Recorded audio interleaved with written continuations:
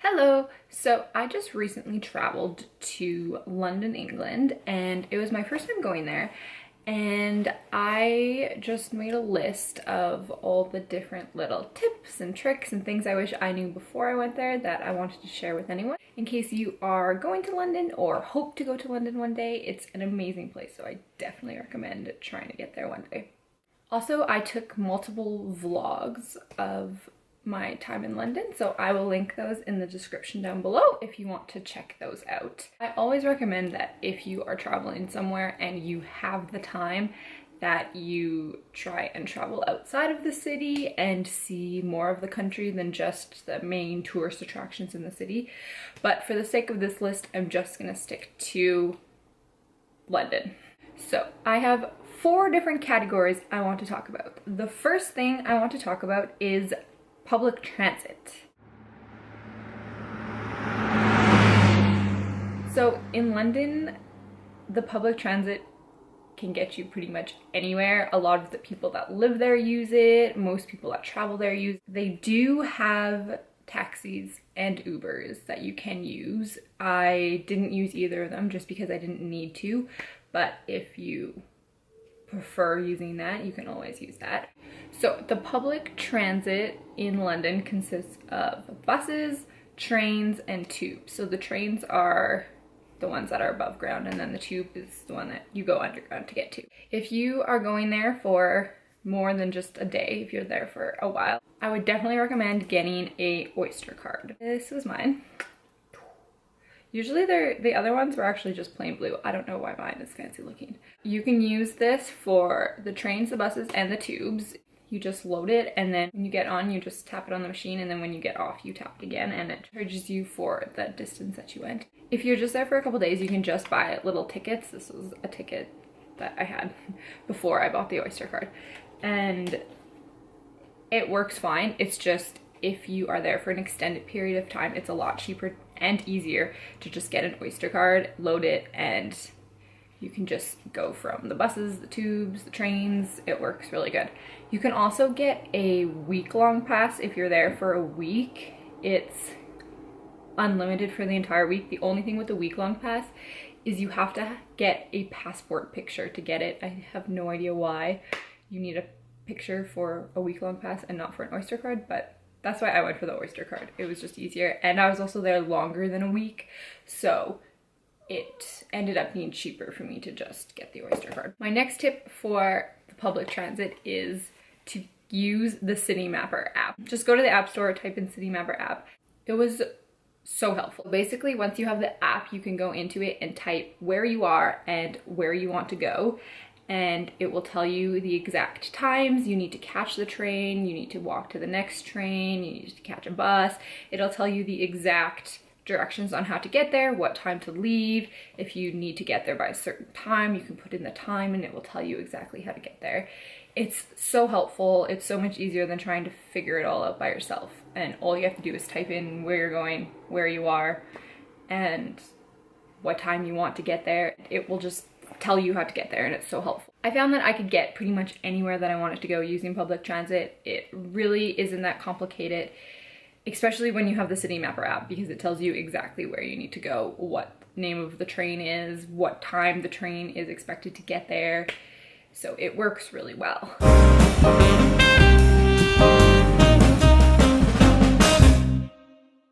Don't be afraid to use the public transit. Get yourself an Oyster card, get yourself the Citymapper app on your phone, and it's a piece of cake. The second category I want to talk about is the free attractions.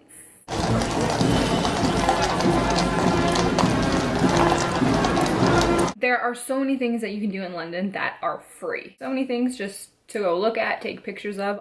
Obviously, you need to go to Big Ben, Westminster Abbey. There's so many cool bridges you can go to, which you can walk across. My favorite bridges were Tower Bridge and Millennium Bridge, mainly because Millennium Bridge was in Harry Potter. For Tower Bridge, you can pay to walk across the top part. There's a part with a clear floor, which would be cool, but it's free to walk across the normal bridge, so I just did that, and it's a really cool view, and the bridge is super cool, so I would definitely recommend walking across that one. Millennium Bridge is also a really cool bridge, and it's just a walking bridge, so that one's really fun to walk across as well. There's also so many amazing parks that you can go to in London. There's Hyde Park, which is huge and beautiful, and there's Green Park. We also went to a park called Bushy Park, which is full of deer. So you would just walk through it and there's just deer everywhere, which is not something I really expected to see in London, so that was really cool. There's also tons of museums that you can go to that are free. There are also ones that you have to pay for, so just do a little bit of research and you can figure out which museums you want to go to. Also, you can walk across the crosswalk on Abbey Road and walk down Abbey Road. That's all free. One of the really cool things that you can do that is free is watch the changing of the guards at Buckingham Palace. The thing I would recommend for this is that you show up early so you can get a good spot. It gets pretty busy. I went on a Wednesday morning in January and it was still quite busy. There's kind of a section in the middle where you can sit and you can kind of see everything that's happening, because there's things that happen inside and then they leave through the gates different ways and march and do different things. So if you sit in the middle, you can kind of see everything, but you have to show up early to get a spot there. If you show up a little late, you can kind of squeeze your way in to get a spot, but you can't always see everything that's going on because there's kind of some different things and they leave out different gates. And in order to see everything that's happening, if you sit in the little middle section, it's the best place to sit. And then another free thing that you can do, which kind of goes along with the changing of the guards, is the changing of the horse guards, which is pretty much the same deal, but instead of being guards that are on their feet, they're guards that are on horses. If you miss the changing of the guards, you can also just go to Buckingham Palace or go to the horse guards and get pictures and check it out. It's really cool, and it's something that you have to do when you're in London, because when you think of London, you think of the guards and you think of Buckingham Palace. So it's definitely something you need to do, and it's free. Look how big The third category I'm going to talk about is the paid attractions. Hogwarts Express. This is so cool. So obviously I tried to do things that were free, but there were some things that I really wanted to do that cost money. So some of the things that you can do that are paid attractions are the London Eye, the Wax Museum, Warner Brothers Studio Tour. There's so many different shows. I went to Aladdin, but there was so many shows that I wanted to go to, and if I went back, I would definitely go to a show again. There's also stuff like the Shrek experience, lots of different cool things that you can do.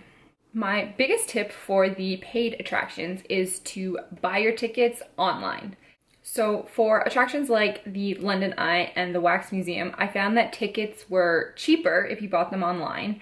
And as well, you got to skip the line to buy the ticket. So when you go to the London Eye or the Wax Museum, there's a giant lineup just to buy your ticket. And then once you have your ticket, then you go in the actual lineup.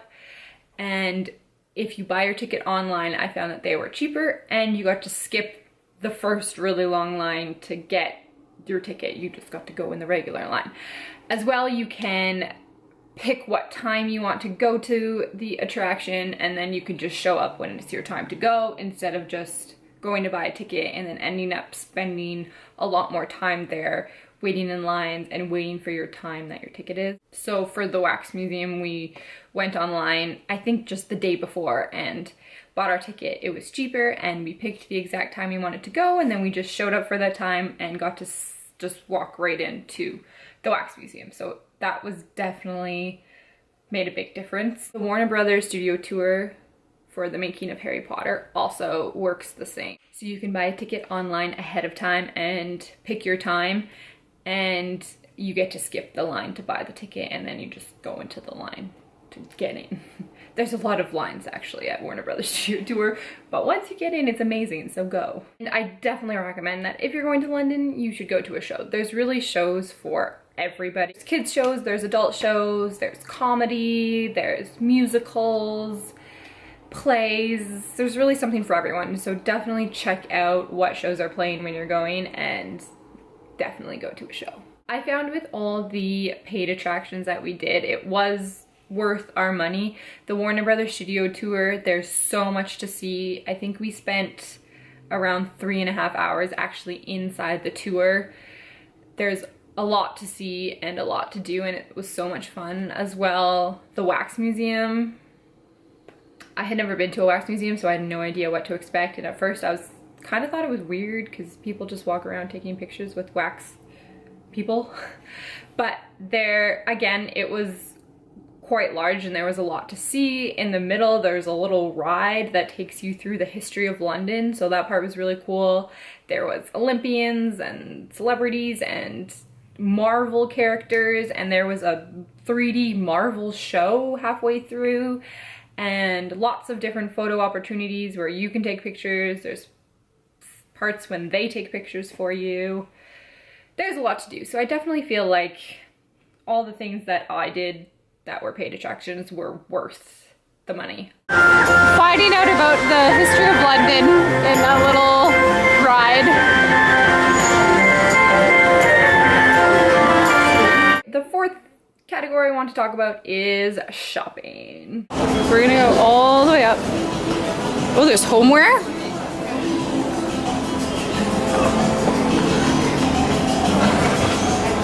Yeah, they just keep going up. Yep. There's a lot of amazing shopping in London, and a lot of places that I didn't even buy anything, but it was really cool to go there. So the two main streets that have a lot of the shopping are Oxford Street and Regent Street, and they actually cross paths at one point. So if you wanted to walk down one and then get onto the other, you could.